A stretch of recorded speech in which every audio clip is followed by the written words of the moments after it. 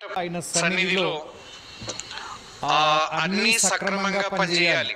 అంటే మన జ్ఞానేంద్రియాలన్నీ అనగా కొద్దిమంది ఆయన సన్నిధికి శ్రద్ధతో వస్తారు, కానీ వినవలసిన వినలేకపోయినా గ్రహించలేకపోయినా ఏ ప్రయోజనము ఉండదు. ప్రభు అన్నాడు విత్తువాని ఉపమానములో 4 రకాలైన ప్రజలు విన్నారు, కానీ 4 రకాలైన ప్రజలు ఫలించలేకపోయారు. కేవలం ఒక రకమైన ప్రజలు మాత్రమే ఫలించారు. వారెవరంటే వాక్యం విని గ్రహించిన వారు ఫలిస్తారు. ఇక్కడ వాక్యం వినాలి, గ్రహించాలి, మనమేమి చేయాలో మనకు అర్థం కావాలి. అప్పుడు ఈ సన్నిధి వల్ల మనం మేలు పొందుకుంటాం. కాబట్టి మన కళ్ళు, మన చెవులు, తర్వాత మన మెదడు ఎంత బాగా పనిచేయగలిగితే దేవుని సన్నిధిలో అంత బాగా మనం మేలు పొందుకుంటాం. ఒకానొక విషయం చెప్తాను. ఒక పట్టణంలో కుర్ర డాక్టరు త్వరగా మరి పెద్ద పేరు సంపాదించాలని ఎంతో ఆశించి ఒక హాస్పిటల్ ఓపెన్ చేశాడట. కానీ పేషెంట్స్ అంత మాత్రమే వస్తూ ఉంటే ఇలా కాదని ఒక బోర్డు పెట్టాడట. చికిత్స ఫీజు 300, బాగా కాకపోతే 1000 రూపాయలు ఇస్తానని. ఎవరు ఇట్లా సాహసించరు కదా. ట్రీట్మెంట్ ఫీజు 300, బాగా కాకపోతే 1000 రూపాయలు అన్నాడు. ఒకడు మనలాంటి కొంచెం కొట్ట కుర్రవాడు 1000 రూపాయల కోసం ఆశపడ్డాడు. వీడు చాలా ఎక్కువ చేస్తున్నాడు, ట్రీట్మెంట్ బాగా కాకపోతే 1000 రూపాయలు ఇస్తాడని ఒకరోజు పోయినాడు. ఏం బాబు నీ ప్రాబ్లమే అన్నాడు. సార్ మీ దగ్గర చికిత్స చేసుకొని బాగా కాకపోతే 1000 రూపాయలు ఇస్తారు కదా అన్నాడు. ఇస్తానయ్యా అన్నాడు. అందుకే కదా బోర్డు రాసింది అన్నాడు. సరే ఇప్పుడు నీ ప్రాబ్లం చెప్పంటే నాకు నాలుక సరిగ్గా పనిచేయడం లేదు సార్, రుచి కనపడడం లేదు, అందుకే వచ్చాను, బాగా కాకపోతే వెయ్యాలి చూడన్నాడు. మాటి మాటికి అదే గుర్తు చేస్తున్నాడు. సర్లేవా ఇస్తాను కదా అన్నాడు. వెంటనే డాక్టర్ కూర్చొని నర్స్ అన్నాడు. ఏం సార్ అనింది. ఆ బాక్స్ నంబర్ 22 తెచ్చి నాలుక మీద 2 సుక్కలు వేయమ్మా అన్నాడు. ఆమె బాక్స్ ఓపెన్ చేసి 2 సుక్కలు వేసే లోపల ఛీ ఇది పెట్రోల్ కదా అన్నాడు. వెరీ గుడ్, నీ నాలుక మళ్ళీ రుచిని గుర్తించడం ప్రారంభించిందమ్మా, 300 ఇచ్చిపో అన్నాడు.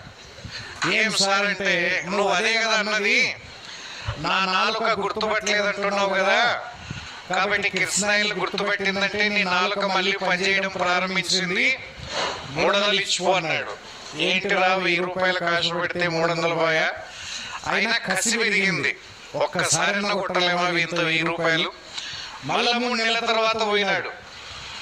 ఏం బాబు ఇప్పుడేం ప్రాబ్లం అంటే, అదే సార్ నాకు కొంచెం జ్ఞాపశక్తి తక్కువ అవుతుంది, నిన్న ఏం విన్నానో అది గుర్తుండడంలే, కాబట్టి మీ దగ్గర మందు ఉంటే ఇవ్వండి, మళ్ళీ బాగా కాకపోతే మాత్రం 1000 రూపాయలు గుర్తుపెట్టుకోండి, బోర్డు రాస్తున్నారు కదా అన్నాడు. సర్లే అన్నాడు. మళ్ళీ కూర్చో అన్నాడు. నర్స్ అన్నాడు. ఏం సార్ అనింది. ఆ బాక్స్ నంబర్ 22 తెచ్చి 2 సుక్కలు ఏమో అన్నాడు. వెంటనే ఓసారి అది నాలుక మీద వేసేది కదా, మెదడు గట్ట పనికి వస్తుంది అన్నాడు. వెరీ గుడ్, నీ జ్ఞాపశక్తి నీకు తిరిగి వచ్చిందమ్మా, 300 ఇచ్చిపో అన్నాడట. ఏం సార్ అంటే మరి నిన్న జరిగింది నీకు గుర్తు లేదంటే, 3 నెలల కిందట బాక్స్ నంబర్ 22 గుర్తు పెట్టుకున్నావు, 2 సుక్కలు గుర్తు పెట్టుకున్నావు అంటే నీ జ్ఞాపశక్తి నీకు తిరిగి వచ్చినట్టే కదా అన్నాడు. ఇదేమిరా 1000 రూపాయలకు వస్తే 600 అనవసరంగా, వానిలు ఇంకా కసి పెరిగింది, ఈ మనిషిని ఇట్లా వదిలిపెట్టకూడదు అని మళ్ళా 3 నెలల తర్వాత వచ్చినాడు.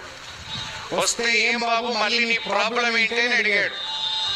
అదే సార్ ఈ మధ్య కళ్ళు కూడా సరిగ్గా కనపడలే, మసక కనిపిస్తుంది, గుర్తుపట్టలేకపోతున్నాను, దయచేసి మందు ఉందా లేదా చెప్పండి అన్నాడు. కూర్చొని అంతా వెతికినాడు. సారీ బాబు దీని దగ్గర నాకు మందు లేదు, కాబట్టి 1000 రూపాయలు నీకు ఇచ్చేస్తా అన్నాడు. ఈ వ్యక్తి లోన సంతోషించాడు. దొరికినా లేదా 600 పోయినా 400 మిగులుతాయి, నీ 1000 రూపాయలు నీకు ఇచ్చేస్తానైనా, దీనికైతే నా దగ్గర మందు లేదన్నాడు.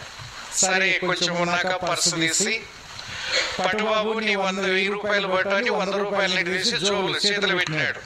ఇట్లా చూసి, ఓసారి ఇది 100 కాదా 1000 అనుకుంటున్నావా, కనుక్కోలేను అనుకుంటున్నావా అన్నాడు. ఓ మై గాడ్, నీ కనుదృష్టి నీకు మళ్ళీ వచ్చిందమ్మా, 300 రూపాయలు ఇచ్చిపో అన్నాడు. ఏది కనపడదంటుంటివి కదా, 100 నోటేదో 1000 నోటేదో గుర్తుపడుతున్నావంటే నీ దృష్టి నీకు వచ్చినట్టే కదమ్మా అన్నాడు. మరసంగా 300 ఇచ్చిపోయినాడు. 900 రూపాయలు లాస్ చేసుకొని ఇంకా బుద్ధింటే మళ్ళీ పోకూడదు అనుకున్నాడు.